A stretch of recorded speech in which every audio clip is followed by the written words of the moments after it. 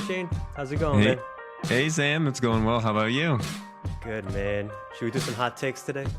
I think we should. And I think before we hop into it, last episode we got a little overview of what was going on with me, but I'm curious about what's going on with you and the business, personal life, and then get into some hot takes. And I think if people stick around, there are for sure going to be some true nuggets around AI, SEO, and business entrepreneurship. And as always, we work in some life and well being. So it's going to be jam packed. I'm excited for this one.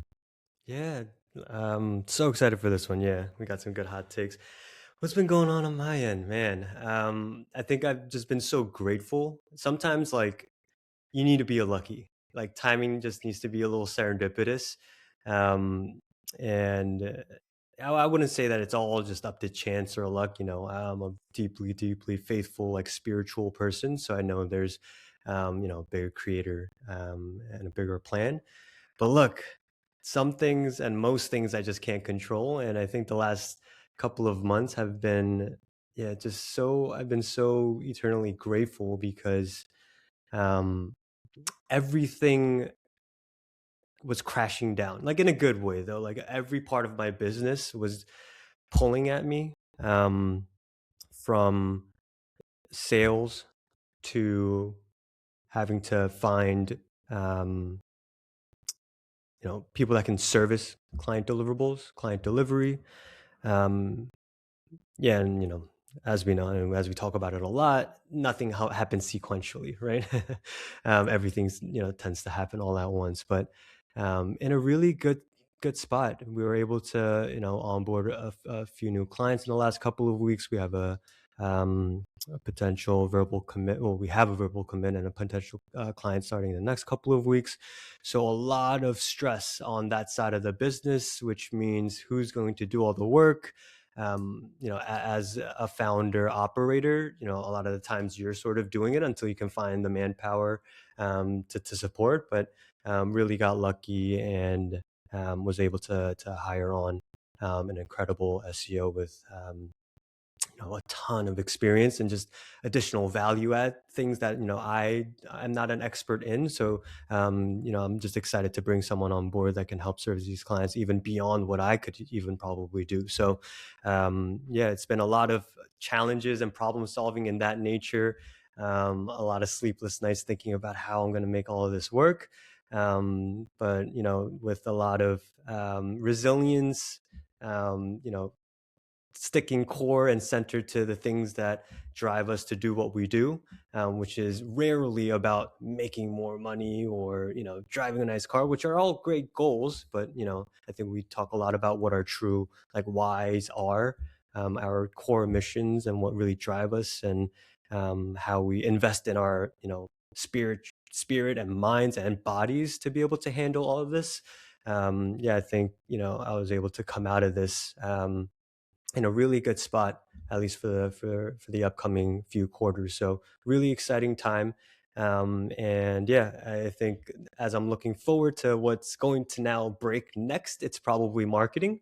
So I'm really excited to have a couple of deep think sessions around what is a repeatable process around marketing that I can reliably sort of forecast deal pipeline, because I think that's as we talk about again, is sort of the lifeblood of a business. So I'm really really excited and honestly humbled and really blessed and grateful to be in a position to even have a problem like this to solve for, and I'm going to bring that passion to that problem and really figure things out. So exciting times right now for sure. Man, that is super exciting. And I everything that you mentioned brought up a few thoughts from different things over the past few weeks. But I would say, yeah, one thing is that I've noticed for sure, as we're kind of been starting and ramping the business, is marketing is such the lifeblood, and like qualified leads are just, I mean, an absolute must have. Because if I was to talk to anybody going back when you start your business, it's like you need to understand at least a strategy for go to market. And I almost look at like each phase and cycle that we go through. It's like as we're refining our offers and we're changing and we're meeting the market where it needs to be, um, you almost have to have like these mini go to market strategies each time, and having that capability and your channels for lead generation is, you really can't sustain a business without it. I think you can get a stabilized business just based on referrals if you do good work, and you have just referrals and kind of those types of things. But as you're probably aware now, like that only takes you so far, and eventually those referrals tend to kind of dry up over time. Um, Not saying that you shouldn't go after referrals or partnerships and other things, but that way to get and drive leads to convert into revenue is just so critical, especially as you have a growing team. That is the initial inertia that you have to create in order to keep the flywheel moving. And so we're right in the throes of that as well. So I can't wait to trade notes on what you come up with as your solution. And the things that we've been focusing on are really, in the spring, we kind of did a little bit of a shotgun approach where we looked at a bunch of different options, like everything from meta ads for Facebook and Instagram over to LinkedIn, LinkedIn posts, LinkedIn ads, LinkedIn boosts, and then cold email and cold LinkedIn messaging. And so we really kind of tried to get an idea of like, okay, what works, what's the different price points, and what can we start making more repeatable. And we're really now kind of focusing in and homing in on pretty much LinkedIn and using content as our core marketing mechanism, just super valuable content to drive engagement, and then just engaging with people from there. And then the other piece being, we've had actually quite a bit of traction with cold email. I think that's a little bit unique for our ICP because we're very, very niche and specific, so we can target specific roles.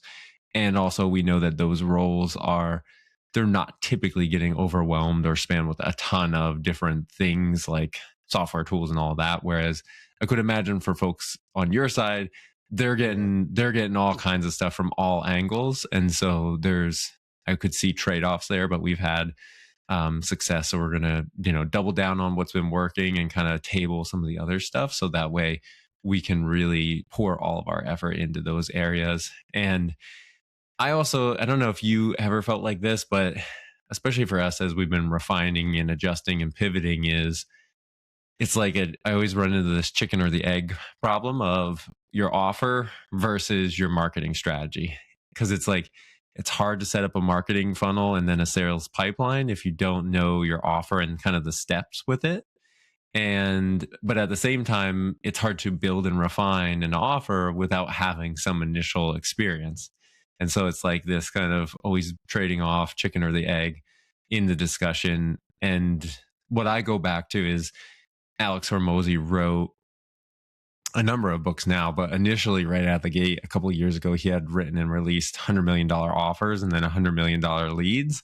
And it was very intentional the way that he released those in like the reading sequence, because it was first offers, create offers, but then use your warm network to kind of get that experience, get your case studies, get your reviews, and then go into lead generation. And I think if I were to like go back and tell folks, I was like, definitely do that, get some experience, even if you have to kind of do it a little bit pro bono at first or at cost.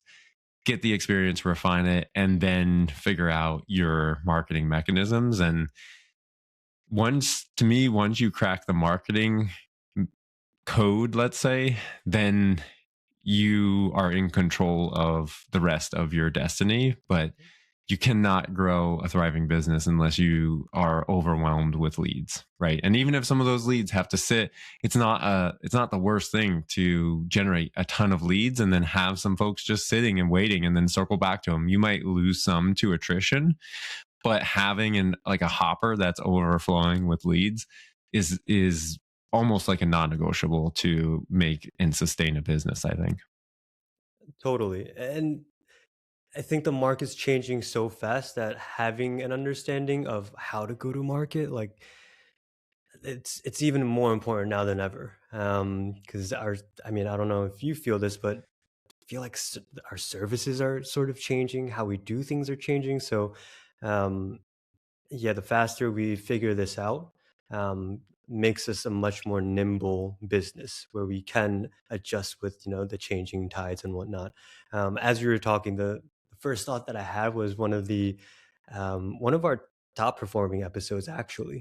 It's episode 5, titled "Creating a Job versus Building a Business."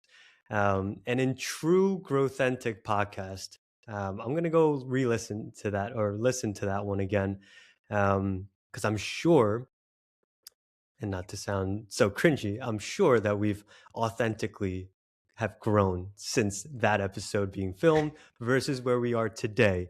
But I do encourage you guys to go take a listen to that episode. It seemed to resonate really well with other listeners, and it's exactly what Shane was talking about. This sort of evolution where it would have been really great to know this ahead of time, but I think we are living proof of, like, we were creating, well, at least I certainly was, we were creating jobs for ourselves, right? I was doing pro bono work. I was taking deals that I probably won't be taking now. I was taking 3-month projects that, completely destroyed my capacity. But I needed to do that to figure out what was the selling point with those clients, what I'm good at. Um, and what made them repeat customers. Like, there's a lot of data that comes with creating a job for yourself. Um, and in fact, I'm relatively organized, so I can now go back to a lot of the discussions and the deliverables that I've had, in the past, and sort of empirically figure out, okay, if I go to market with, the service and the product that I'm selling, what are the top, like, 3 things that I need to go to market with? Um, and yeah, so yeah, I wanted to just mention episode 5. Go take a listen. I'm going to take a listen today too when I get some free time. See how much we've grown since, gosh, I have March 17th, 2025. So a little over a year now. It'll be fun to see our own growth. And I hope you guys can at least learn from our wins and losses around that time and see kind of our maturation as business owners until now. And also understand that we're all just kind of figuring it out too through conversations like this and other think sessions and master classes and whatnot, podcasts, and any other way to retrieve information. So yeah, absolutely, man. We're certainly in it, and we'll absolutely start sharing more about what we're doing on the marketing side of things to learn from one another and also share with you all, to hopefully help you guys along in your journeys. Yeah, definitely. And I can't, a little like kind of cap on that going, even if you folks go back to episode 5, is I don't know why this has been coming up a lot lately, and it's two parts. One is everybody, everybody listening to this podcast, everybody out there deserves to be rich. Like, and that is such a simple statement, but at the end of the day, no matter what position you're in and no matter what rich looks like, every single person deserves to be there and to be rich. And what I have found over time is that the blocking part is usually tied to dreaming first. And folks have like forgot to dream. And the reason that this came up in my mind was as we're talking about creating a business versus a job, and then you mentioned, having nice things and those being goals. And it's like, listen, everybody deserves that. And the only thing that is separating anyone from achieving that and attaining that is it's not the situation that you're in. It's not the mindset that you're in. It's not all that. It's first just allowing yourself to dream and see that. Because I think if you were to look back at autobiographies and documentaries of all of the greatest people in sports and in business and whatever it is, right, that you would consider rich or wealthy, successful, all of those people had this uncanny ability to just dream things that other people would think are insane, right? Like I think back to like Kobe Bryant or so many of the NFL folks out there who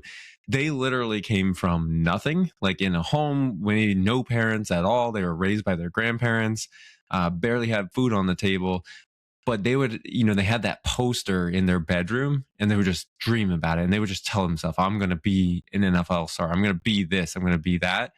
And like that ability to just dream no matter what anybody else is telling you is the first unlock in order to grow beyond your current state. And you can start dreaming at any point. And I think I just in hot take fashion here, it's like for so long you maybe in grade school, right? Like maybe you had a really cool teacher and they did these exercises of like journaling, pretend you won the lottery, like what would your life look like, all that. But like from that point until I hit into my 30s, I hadn't done any more of that dreaming really. I mean, I can remember in college, it was like, oh, get a job. And you might do a little bit of this like beyond college of things that you want for your lifestyle. But for the most part, very little dreaming, a lot of just like get on the tracks and get on the train and just keep on progressing the way that society and your career path is kind of predestined for you.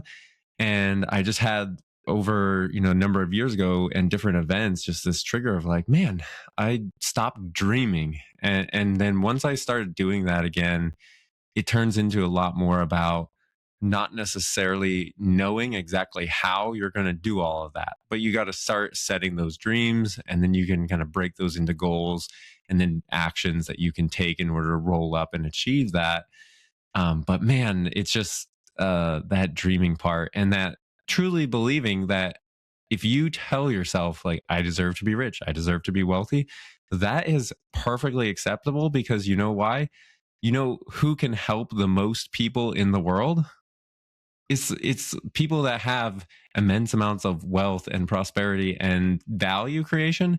They're able to help and impact way more lives than somebody who stays in a corporate role or whatever the case might be. Like if you stay in your current position, you can only help so many people with your extra time and your volunteering and stuff. But as soon as you start to increase and go to these next levels, your umbrella of impact grows exponentially. And so I think there's also a mental dichotomy a lot of people have around like being rich, being wealthy, and negative connotations. But I think that if you wind that back a little bit and just start dreaming and then start reading and empowering yourself, you'll realize like you can have much bigger impact by sharing yourself with the world, dreaming big, and just following that pathway. And so it's so just top of mind for me. And then as you were progressing through that, I was like, yeah, you know what? And for you owning the business and seeing that transition from like individual operator now to like a growing thriving ecosystem business,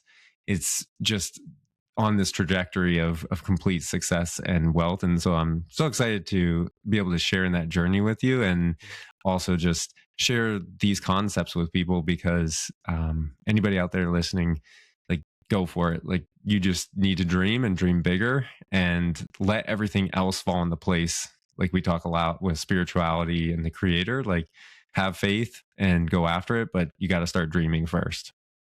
Dude, I'm so fired up. Like, and I'm so grateful that, like we've been able to connect, to this degree. Like this is such a cool journey to be on. And, like I guess another part of me hopes that people listening can have their version of a Shane, right? Like someone they can talk to about similar things, or reach out to us. Like we're happy to bring you on in an episode, or even just a Zoom call, just to to connect. But you're absolutely right, and a lot of the conversations I have with my friends too on a daily is it's we talk about the things that everyone talks about like jobs and the stresses of life and all that stuff, and it always seems to cascade down to, in the end, I would love to go on a mission trip. I would love to serve. I would love to do philanthropy. I would love to be charitable. Like I think at our core, if you are just a good normal person, you have that in you somewhere, but it's been so suppressed by um this this desire to make money, which is obviously, a requirement. Um but it's not mutually exclusive. I think what you're saying is that one empowers the other. And for us to really fuel that fire, we need to start dreaming. So yeah, I was just looking up as you were saying, like basketball stars and Kobe and NFL stars. There's one um, point guard. His name is Russell Westbrook. He Hmm. I was just looking up what his charitable organization is because he had this mantra called "Why not," and he would always Hmm. say that, like, not only for his team when they're down by whatever, and they do like a post game interview of like, "What were you thinking?" Like, he always say things like, "Why not? Why not us?"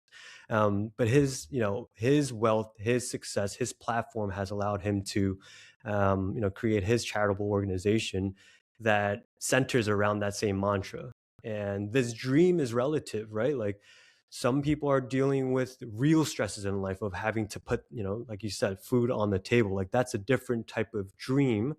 Um, and I think dreams are relative. And for in this case, he was able to use his wealth and platform to provide that why not mentality to a lot of underprivileged kids and families. And I just thought that was pretty fitting and just came top of mind as well. Because I love that, the why not of like dream big, and use the resources that you build through your approach and your journey to achieving that dream for the better good of your local or global community. Yeah. Oh man, I like that. Yeah, that goes hand in hand with like dream big, dream bigger, and then why not? Yeah. And the other thing that came to my mind is my coach says, miracles are just a shift in perception. And there's like miracles going on around us all the time. And it's just retraining your brain to, I think, number one, everybody cut out all the negativity.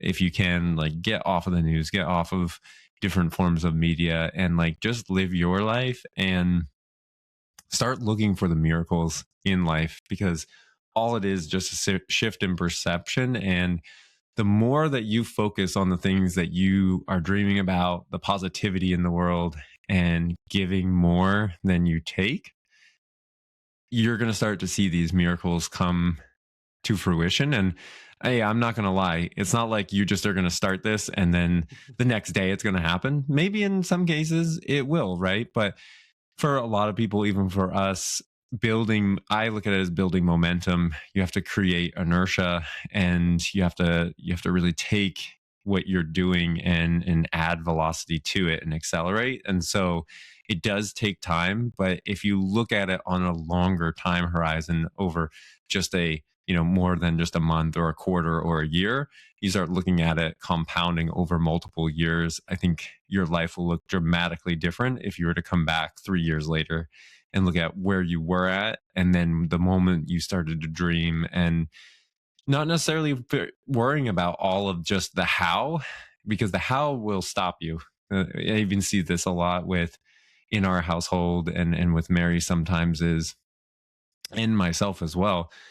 We will start thinking about something, and then you immediately kind of put the brakes on it because you're like, I don't know how I'd ever do that. Like, yeah, that would be great, but like, how could we ever accomplish that? And it's like, if you just forget about the how and you just look at what you want to achieve, and like, as long as your core why is strong and for good reason, and that you're doing it to enhance not only your life and your family's life, but others around you, the how will figure itself out. And like, you just got to start down the pathway, and then it will become apparent the steps and the turns that you need to take along the way. But don't let the how stop you.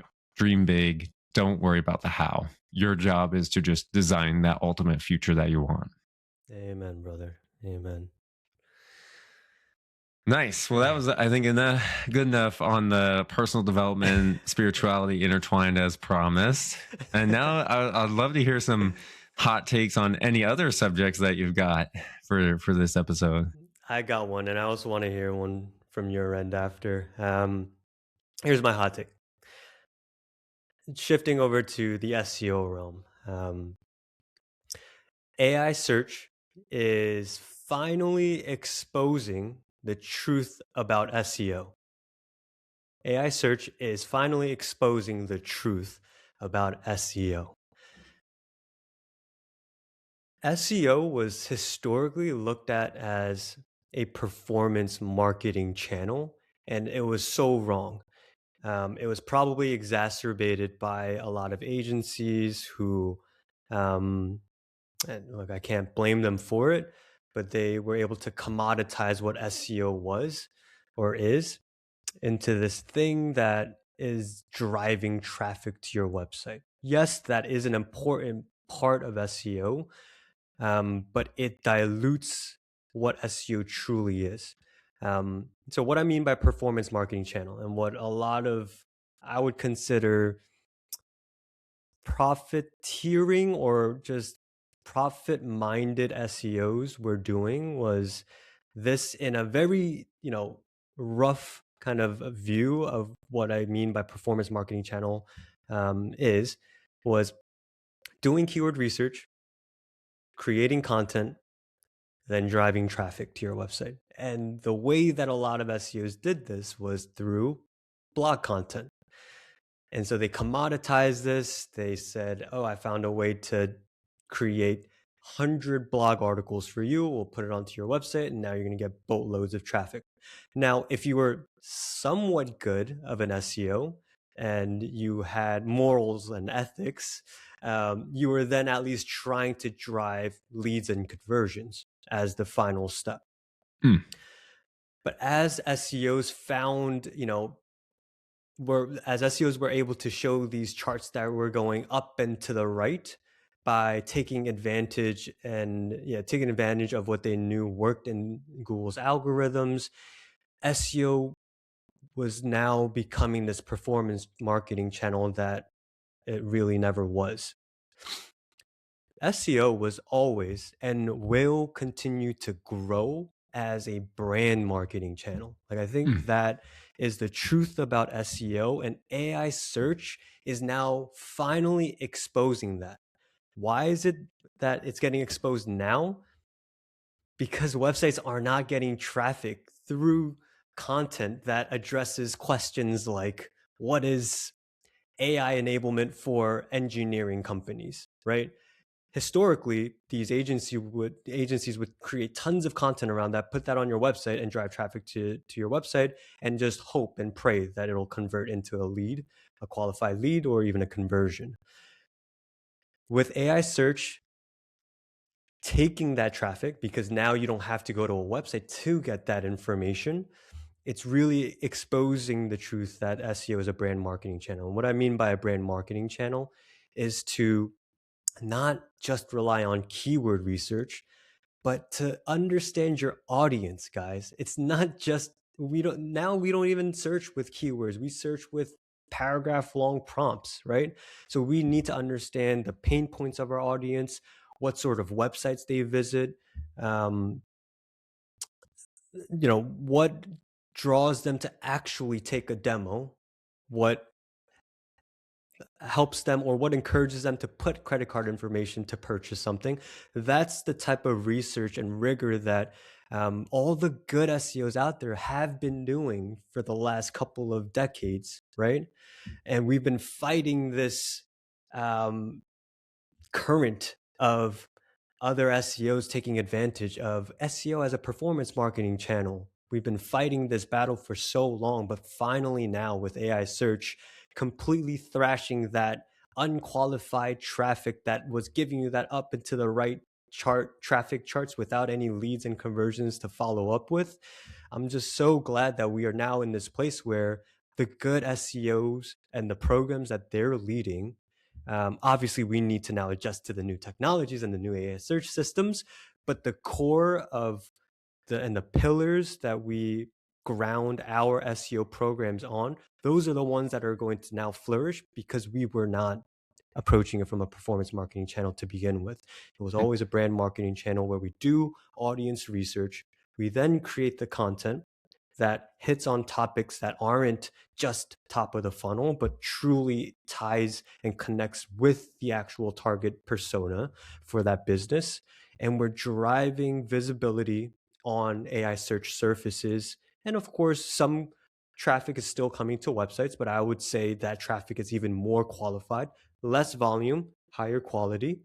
And the good SEOs are always good about attributing all of those activities to the ultimate metric that makes the most sense to a business owner, a founder, C-suite level, all the executives, which is leads and conversions. So I am so glad we are in this space. It's a dizzying time. Don't get me wrong, right? It's not easy right now to be an SEO, but let's at least recognize that we are in a better place now because the truth has now been exposed that SEO was always a brand marketing channel masquerading as a performance marketing channel because of people that just wanted to show charts going up and to the right to continue their retainers. I can't blame them for it. I don't want to steal anyone's food from their table. Like, all the power to you. But there is an expiration date when you're doing something the wrong way. And so I think all the good SEOs can join me and rejoice and probably agree with me that AI search is doing good for our industry right now. So all that to say, a couple of tips coming out from this. I'd say one for SEOs and one for businesses. SEOs, be obsessed with your target audience now. Um, Marketing is easy when you have good insights to your target persona. Things like there's a great tool out there called SparkToro, led by Rand Fishkin, ex-founder or founder of Moz. But SparkToro is a great way to understand where your audience is going on the web, what sort of websites they're where they tend to go to, which is great intelligence for us to be visible in those ecosystems, right? So things like using a tool like that to understanding your audience better, talking to your clients and getting some internal data. Talk to the head of sales, right? Talk to the customer support, customer success team. Get a lot of that source data information, just chuck it into Notebook LM and just talk to it. Get to know your target audience through real first party data from internal folks. That's another great way. Set up a very easy GPT about that industry, about that client, and just talk to it. What content would resonate with this target audience about this, within this industry? And maybe hit up some subject matter experts out there that are outside of the business, people that you can find on LinkedIn very easily. Pay for their time, 30 minutes, get to know what that subject matter really is and how you can empower yourself to be more of an expert within that field, to really put yourself in the position of your target audience. So for all my SEOs out there, be obsessed with getting to know your target audience more. Because you're going to get exposed if you don't know your target audience and you just rely on keyword research and monthly search volume to ground your SEO programs on. It's not right now. It's not going to last that much longer. So understand that we are a brand marketing channel. For SEOs out there, be obsessed with your target audience. And then last but not least, for businesses, I would question and do it from a place of love and from a place to really enhance and improve how the marketing is being done. Ask your SEO, ask your marketing manager what your primary KPI is. And if it is traffic, I think that's a bit of a red flag. Dig deeper with them. Are they monitoring or are they attributing traffic down to a lead, to a conversion? Have a healthy conversation and question things, because right now is a very appropriate time to have that conversation with AI search. If you guys aren't already seeing it in your traffic charts, you will start seeing it, sooner rather than later. I just want to give you a cause for pause right now to have that conversation so you can pivot and really invest into what SEO was truly about, which is a brand marketing channel. So that's it for me. Nice. That's a great hot take. I think I've actually heard stories in some different calls that I've been on, people who over the last few months, their traffic has been cut in half. So they were doing X amount of volume and they knew that based on that volume, they would approximately get X number of leads. That would be X number of conversions.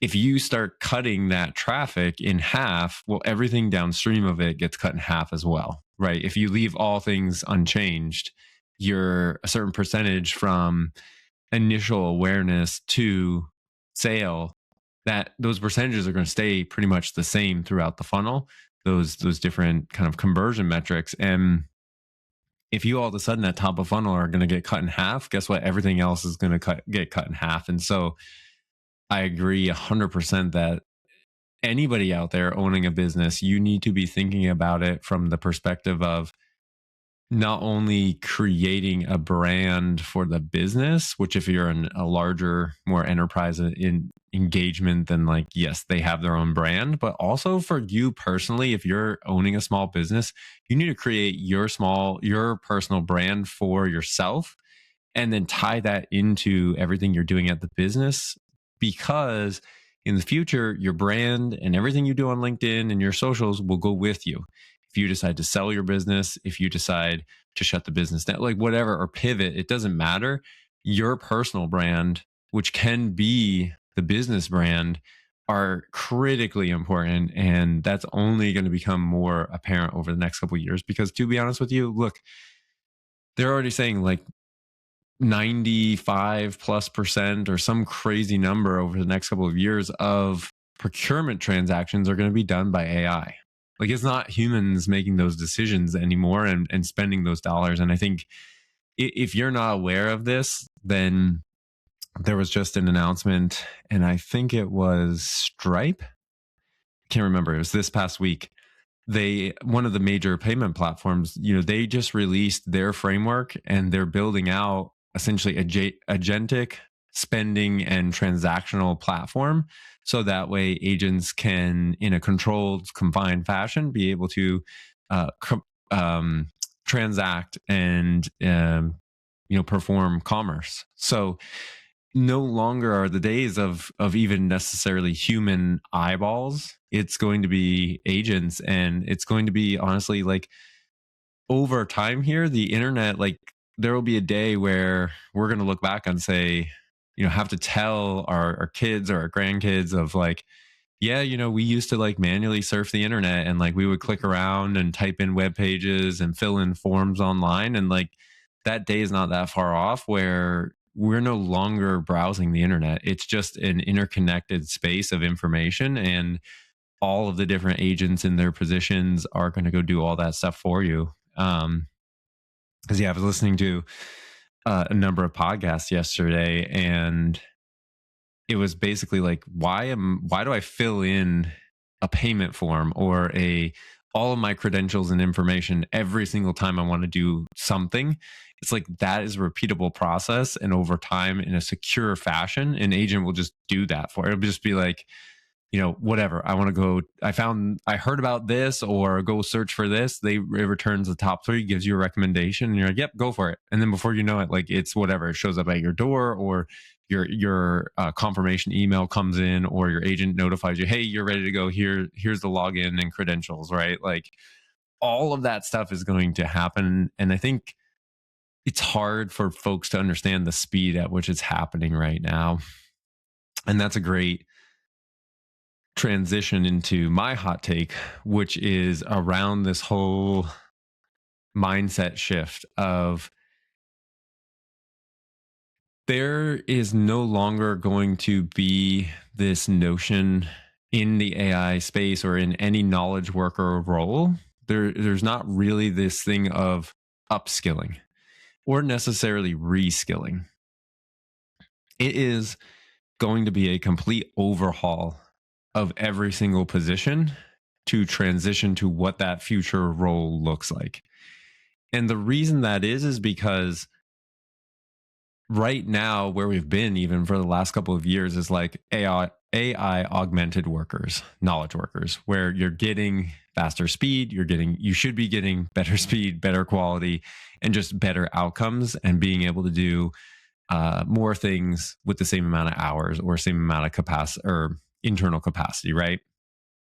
But over time, the roles that everybody is in are going to transition from being a doer to being an orchestrator. And you mentioned it in earlier podcasts about transitioning into an operator, right? And so I think the evolution of that pathway is, as like an operator, is an architect and an orchestrator where we are lining up hundreds of agents that are going to work for us that we manage. And our role is to ensure that the systems and processes that they are running and the outputs they are producing are in line with the expectation for whatever it is that your role currently does. And that's a huge mindset shift, but you can't upskill or reskill and get to that point. You literally have to deconstruct what you do. That's going, whether you do it or other people do it and sell it, everything about your expertise and role and knowledge is already going to be or is partially encapsulated inside of workflows and inside of expert knowledge that the LLMs have access to because they're trained on the entirety of the internet. And now they're working on expert niche roles. And so that's the next phase of the frontier here is not only just general agents, but very specialized agents. And our roles as knowledge workers is going to fundamentally change. And so I think in the short term, there is a notion to be able to retrain and kind of do the way or retrain the way that you work and help in an augmented fashion. But the expiration date on that is relatively soon. And it's going to become more of agent orchestration and management.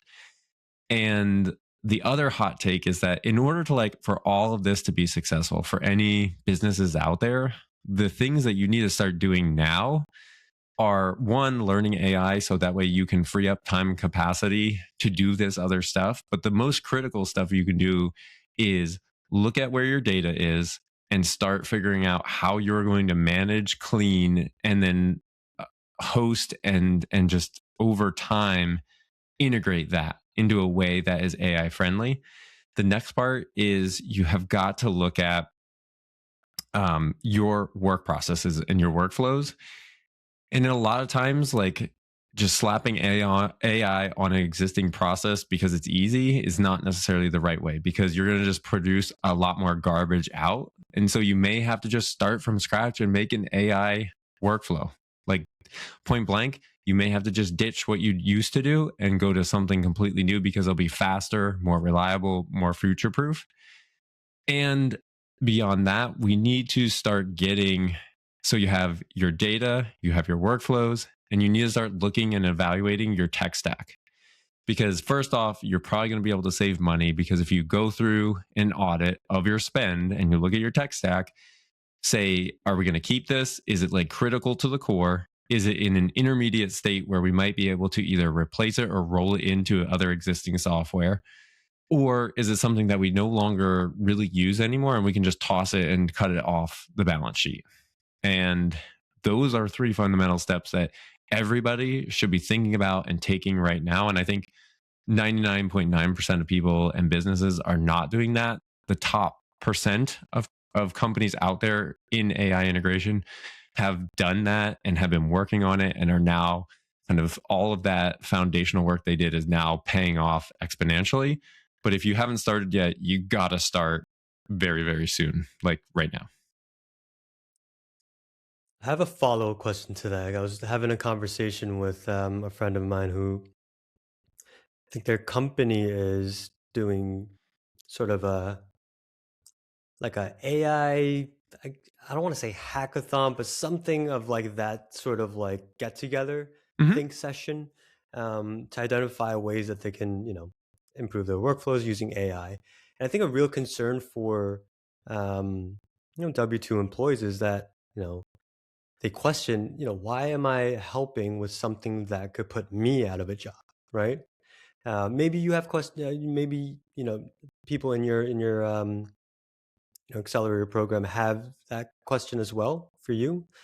Do you have a point of view on that? I mean, I think the 10-80-10 model that we talk about kind of alleviates some of that, where again, practitioner to operator, everyone has their own lingo around that, but that creates a different type of role. But maybe for the folks who are 1 to 2 years out of college, where they are really the 80 in the middle right now, they're essentially getting displaced. And it's a real concern, right? I think we have to be I mean, we see news breaking, it seems every week now where,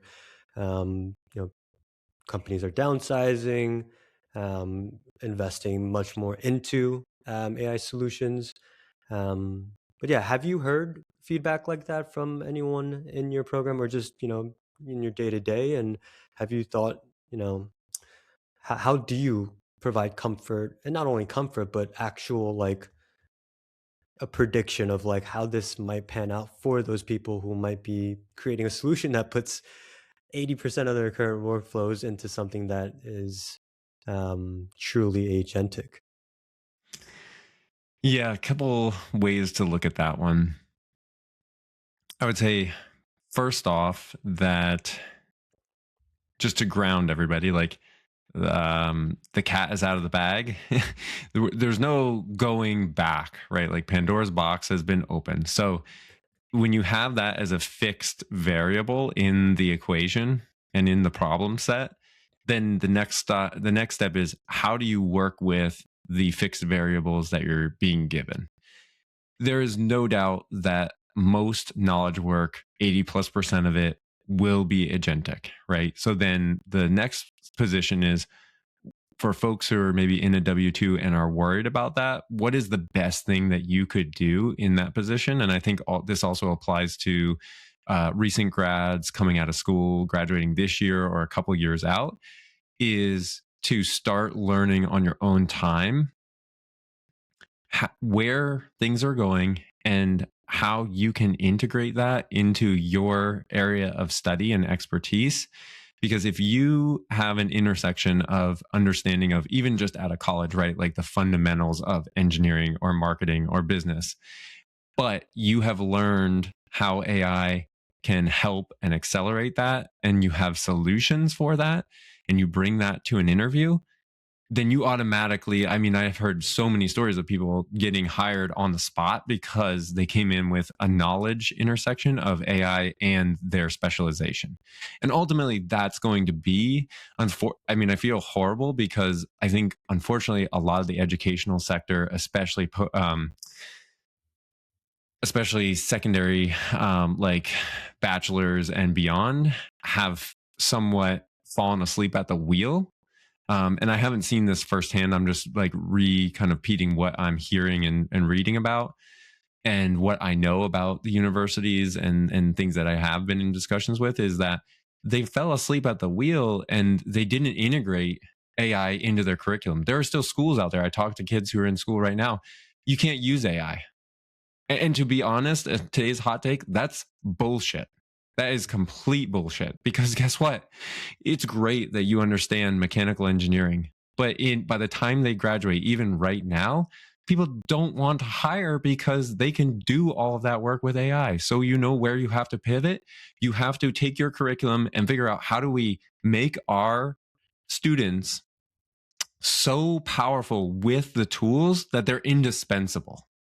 And if any college or university or anybody is listening to this, you need to start this immediately. And for folks that graduated and are not getting jobs, you need to probably think about a program for them to help them infuse AI with their role, because that's the only pathway for them. And if those that are listening out there who already graduated and are not sure, pick up resources, YouTube, reach out to me at Shane Schlup on Instagram. I'll tell you who to follow. You can curate all of your social media feeds, your YouTube, and you can learn this stuff.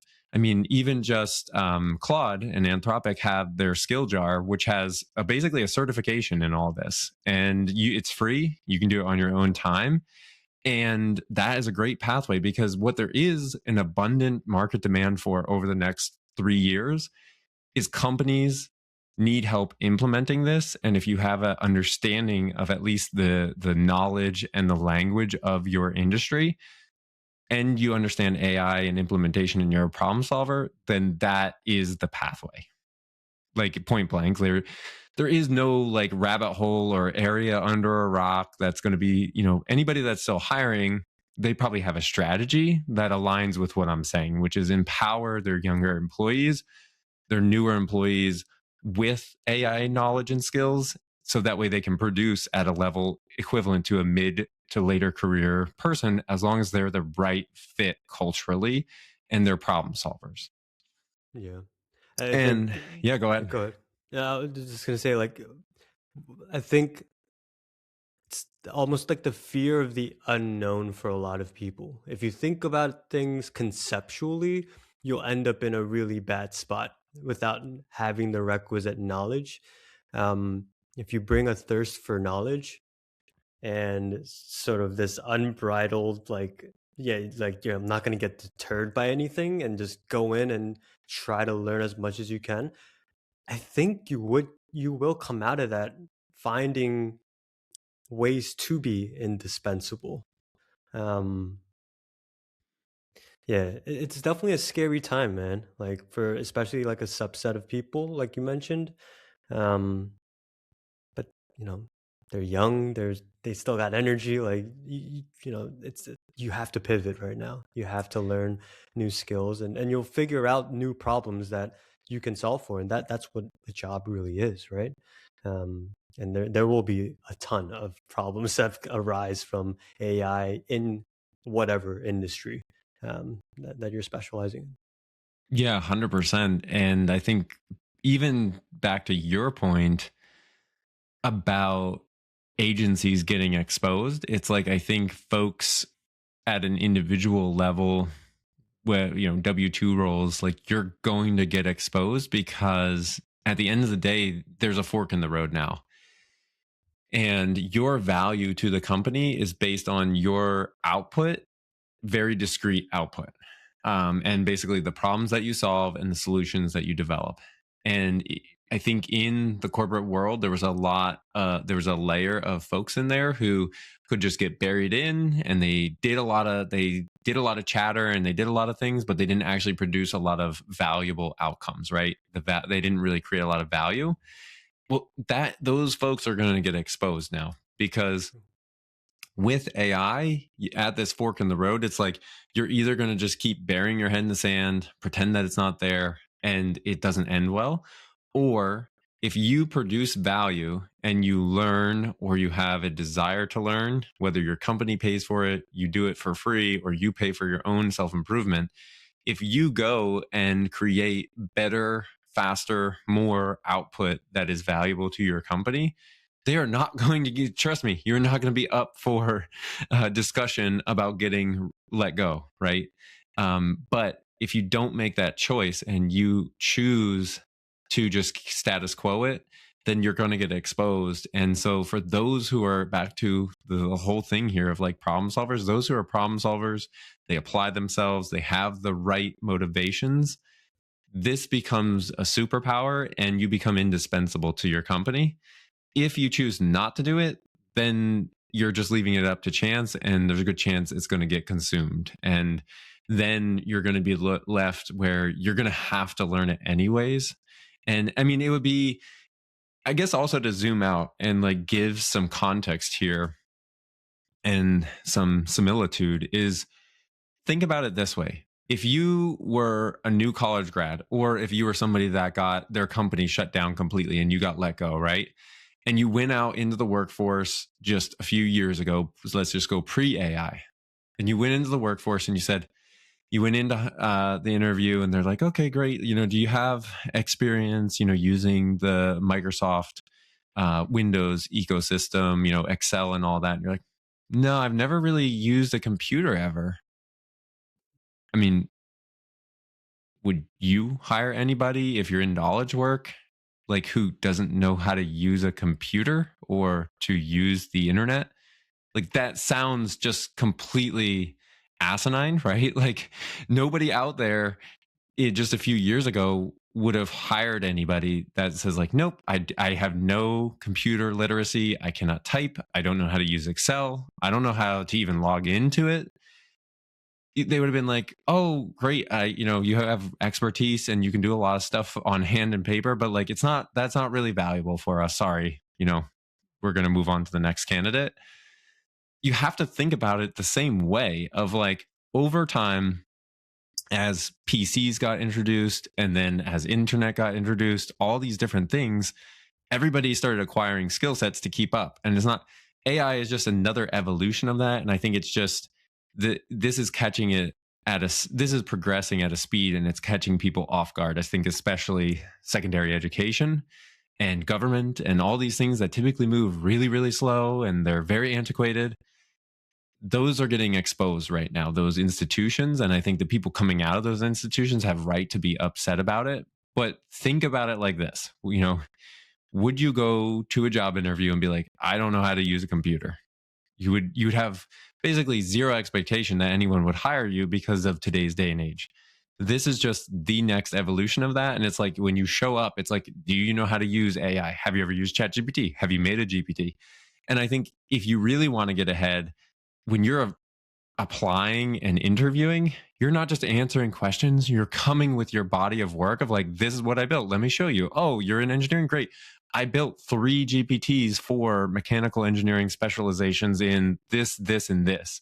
So now I can run these calculations and I can do this work and create these reports in minutes if you give me the inputs. Yep. And then people are going to be like, oh, okay, yes, you're hired. And so that's what I am seeing and hearing. And there's just an imbalance right now. There is plenty of demand out there. And I think it's easy to see the headlines of like, oh, Microsoft and blah, all the big names are laying people off. But I think what people are not seeing and what's not catching headlines is all the true workforce in the US economy is small businesses. And the whole inertia of our economy is based on small businesses. And guess who needs AI skill sets more than anybody? Small businesses. And so I think anybody who's leaving, there's plenty of opportunity. It just doesn't look like it might not look like a traditional W-2 where you go in and you just do the same thing, rubber stamping work day after day. You have to have tenacity, take your skill set, learn, expand, and then go out and find people who are looking for solutions. Because I can assure you, there's more than enough demand for folks looking for people who are experts in their areas, plus understand AI. Absolutely. Had some hot takes today, man. Some hot takes. Good stuff. Good stuff, though. Directly relevant. Yes. But if any of those resonated with people, especially on the SEO side, the lifestyle side, how could they get a hold of you, Sam? Oh, yeah. On LinkedIn, Sam Lee. That's the best way to reach me. Always down to meet for a virtual coffee for 15 minutes with anyone. So, yeah, don't be shy. Reach out. Would love to hear from you guys. And for yourself, Shane? Nice. Instagram at Shane Chalupa or LinkedIn, Shane Chalupa. And our business is Obnovit. Sim is at Keyrise Consulting. So reach out if any of those hot takes resonated or you're looking at how to tackle whatever challenge you got going on right now. Amazing. Well, thanks again, Shane, sharing your knowledge with me and for everybody else out there. And yeah, we hope you guys enjoyed another episode of our podcast. Likewise. Thanks, everybody.